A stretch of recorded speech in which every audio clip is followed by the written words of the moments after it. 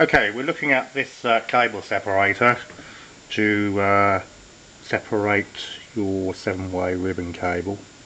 What we're proposing is that we put in a limit stop here, which is adjustable.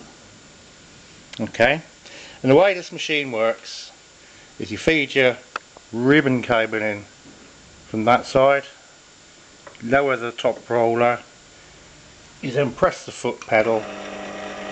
It feeds the cable through till you reach the stop, and you simply lift the lever and take out your cable, and then repeat for your second one.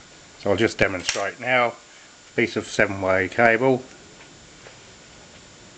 put it up against the guide fence and bring it up to the rollers. Now this is the foot pedal, but I'll just use it by hand, and simply activate the machine and feed the cable through till it touches the end stop. Lift the lever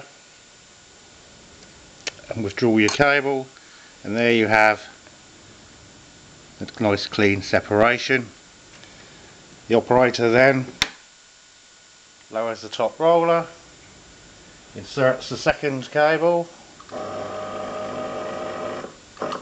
and feeds it through to the end stop. And there we have it.